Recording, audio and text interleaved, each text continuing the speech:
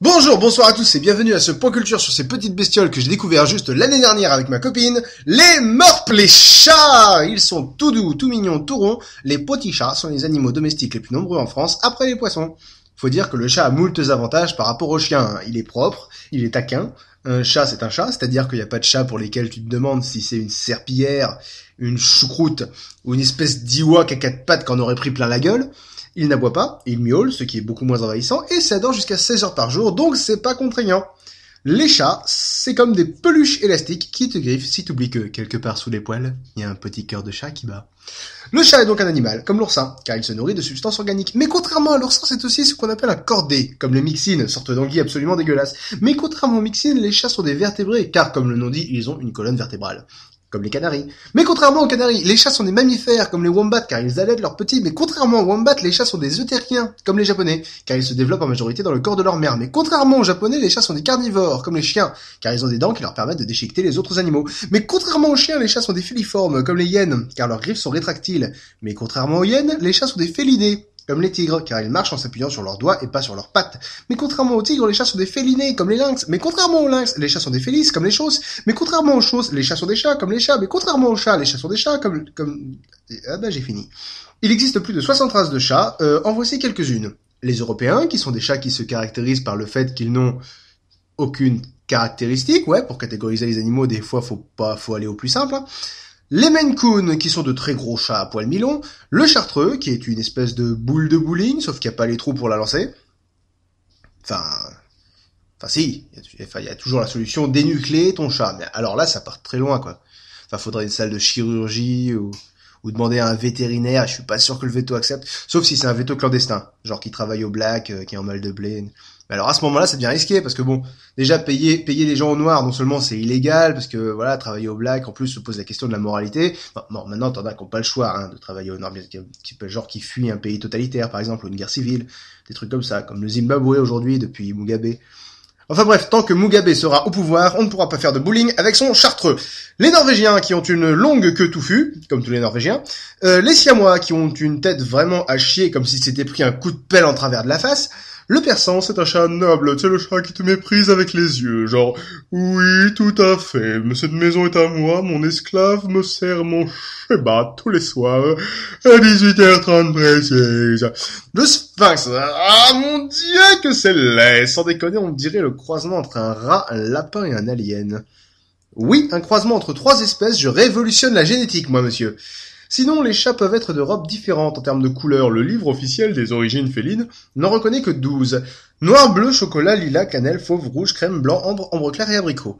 La robe peut être solide, une seule couleur, tabi, avec des rayures ou des taches, color point, si certains points précis sont d'une couleur plus sombre, bicolore, donc une couleur avec de grosses taches d'une autre couleur, c'est les plus fréquents chez les chats de fiction comme Tom de Tom et Jerry, Sylvestre, Figaro dans Pinocchio, tout ça. Écaille de tortue si le chat a une teinte rouge et une teinte noire à la fois, ou calico si le chat a des taches distinctes des 3 couleurs rouge, noir et blanc. Par exemple, Sanae, mon petit chat, que vous voyez sur cette image, est un petit chat écaillé blanc, puisqu'il possède les 3 couleurs mais entremêlées. Suicune, par contre, est un tabi, et non pas un teubé. Enfin, si, mais ça n'a rien à voir avec sa couleur. La domestication du chat remonterait à plusieurs milliers d'années avant notre ère. On imagine que le rapprochement s'est fait dès le début de l'agriculture, puisque les grains attiraient les rats et les souris, donc l'homme avait des chats pour chasser les rongeurs. Dans l'Égypte antique, les chats étaient considérés comme des êtres sacrés, ayant même droit à de vraies sépultures et à la momification après leur mort. Par contre, les Égyptiens, ils se cassaient pas le cul, hein, et ils appelaient le chat Mew. Normal, hein, ça fait Mew, donc ça s'appelle Mew. Voilà. Pour les Égyptiens, les chats, c'est des Pokémon.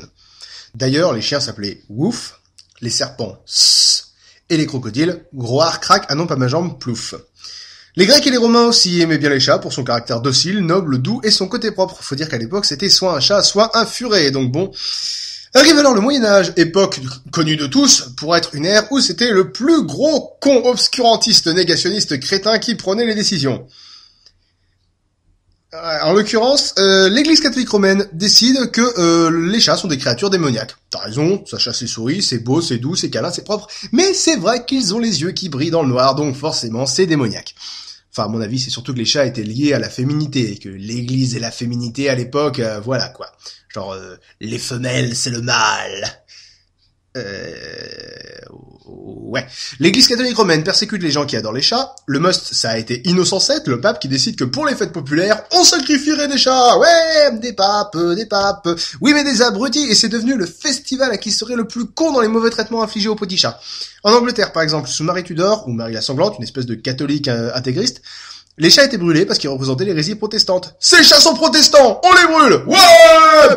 Alors que dès que sa sœur Élisabeth Ier accède au trône, elle remet le protestantisme au goût du jour, et les chats sont brûlés parce qu'ils représentent l'hérésie catholique. Ces chats sont catholiques, on les brûle. Ouais. Non mais vous imaginez les pauvres bêtes si ça avait continué? Imaginez aujourd'hui les chats sous un feu croisé entre deux cultures différentes. Ce chat préfère Microsoft, on le brûle. Ouais. Ce chat est supporter de l'OM, on le brûle. Ouais. Ce chat s'est endormi devant Twilight, on le brûle. Et c'est ainsi qu'au XIVe siècle, quand la grande peste frappa, il y avait plus personne pour chasser les rats. C'est ce bon vieux Louis XIV, grand fan de chats, qui décida qu'on ne brûlerait plus les chats sur des bûchers à la Saint-Jean. À une période plus moderne, Louis Pasteur a aussi aidé à la réhabilitation du chat en le citant comme exemple d'hygiène, car le chat se lave plus de 20 fois par jour. Aujourd'hui, les quelques images négatives du chat viennent de ces siècles d'obscurantisme et chacun sait que les chats servent de peluche pour les gens et à faire lol sur YouTube. Mais ce n'est pas parce que les petits chats sont mignons à croquer qu'ils n'en sont pas moins machiavéliques. Je vous propose donc 20 caractéristiques du chat et l'agencement de cette caractéristique dans leur plan d'éradication de l'espèce humaine en vue de la domination du monde. Numéro 1, les chats dorment énormément. Un chat, ça dort, mais d'une puissance. Si vous en avez pas, vous pouvez pas vous en douter. Constatez vous-même sur ces graphiques qui montrent les occupations d'un chat moyen et de mes deux petits chats perso. Sur ce graphique, on constate que Suicune est un emmerdeur qui pue et Sanae un putain de gros sac. Mais alors les chats, pourquoi dorment-ils autant? C'est parce que dans leurs rêves, ils se parlent entre eux par télépathie. Ils sont tous reliés entre eux par une espèce de réseau mental félin et ils se donnent nos coordonnées, nos horaires, nos heures de sommeil, ils se renseignent pour l'assaut final. Mon conseil, ne laissez pas les chats dormir. Faites comme moi, faites-les chier quand ils dorment. Numéro 2, les chats utilisent une litière. Quel autre animal fait ça? Les chiens font ça en pleine nature. Ils sèment leur déjection aux 4 vents. Les hommes les inondent pour plus en entendre parler, mais les chats, eux, les dissimulent. Qu'est-ce qu'il y a de si précieux dans la litière pour que ça nécessite qu'on l'enterre? J'ai pas encore trouvé pour l'instant, mais je vais continuer de chercher. Dussé-je y laisser ma fierté? Ok, mon amour propre, là. Bon mon image alors. Ah, puis va te faire foutre, Plectrum. Numéro 3, les chats vous ramènent des cadavres de souris. Vous pensez que c'est un cadeau? Un jeu? C'est un avertissement. Numéro 4, les chats font leurs griffes sur les canapés, les rideaux, tout ça. C'est pour les aiguiser naturellement, mais pas pour grimper aux arbres ni pour chasser les souris, mais pour te scalper dans la nuit, et aussi pour te rappeler que s'ils peuvent faire ça à un rideau, ils peuvent te le faire aussi. Numéro 5, les chats ont des moustaches. Ouais, me prenez pas pour un con. Qui d'autre a une moustache?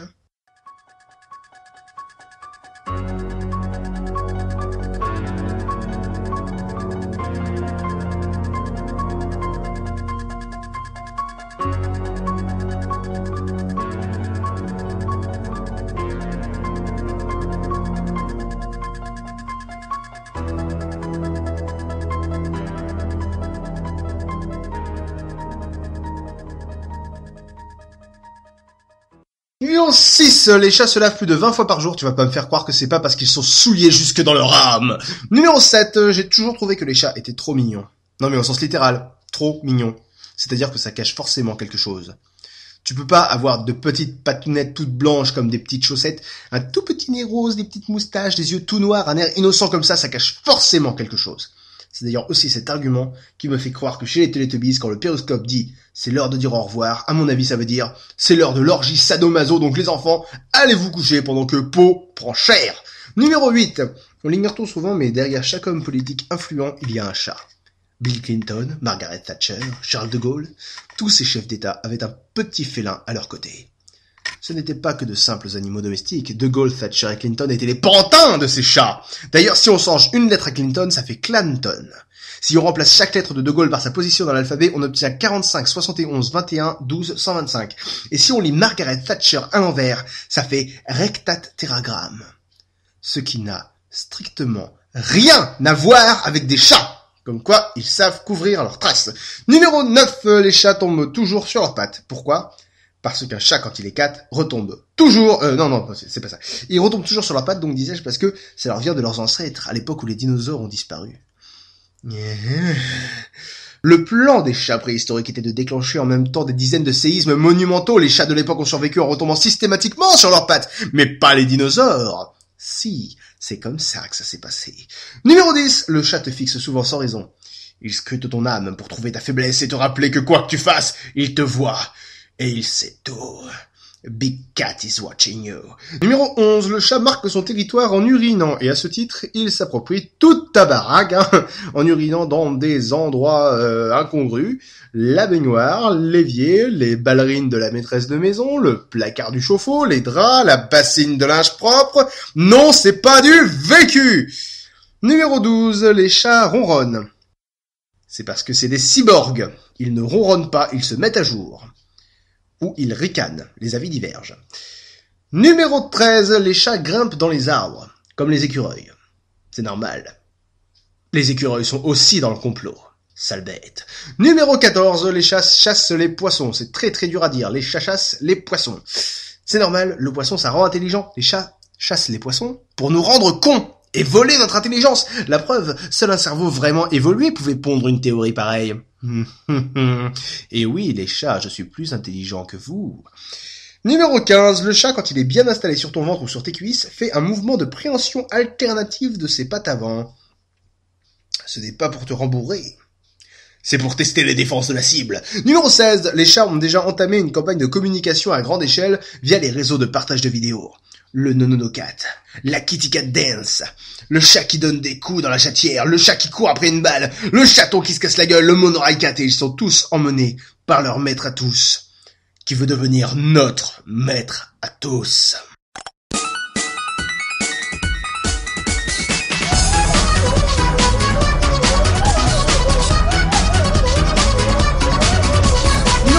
Les chats, c'est un peu comme la franc-maçonnerie ou les Illuminati. Ils ont investi tous les postes importants dans certains domaines.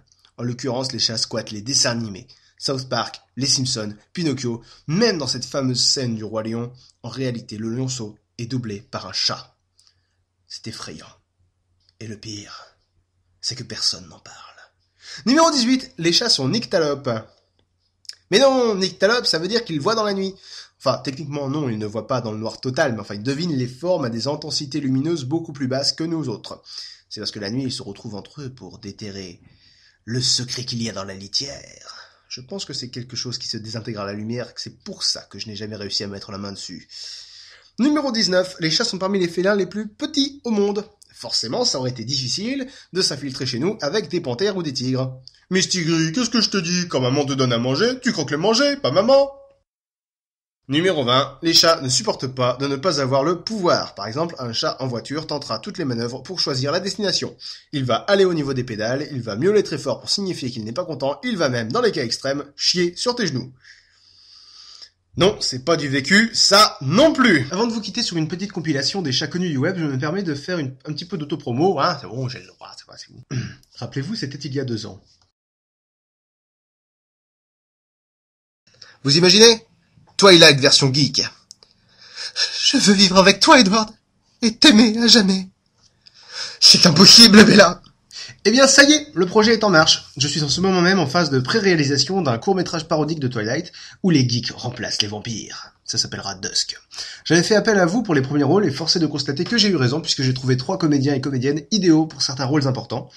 Je refais donc appel à vous pour 2 autres aspects. D'une part, j'ai besoin d'une grande quantité de figurants pour la dernière séquence du film. Donc si ça vous intéresse, envoyez-moi un mail à projetdusk@hotmail.fr en remplissant le questionnaire présent dans la description de la vidéo. Sinon, comme vous le savez, le cinéma, même au format court, ça coûte des sous. Et comme c'est une production étudiante, nous en manquons. C'est pourquoi je vous propose de nous aider financièrement, de nous aider à financer le projet en allant sur la page Ulule de Dusk que vous trouverez également dans la description de la vidéo. Voilà, j'espère que vous serez nombreux à participer, que ce soit financièrement ou physiquement. Je compte sur vous et je vous laisse avec un petit montage des chats connus du web. À la prochaine tout le monde et amusez-vous bien. Ciao.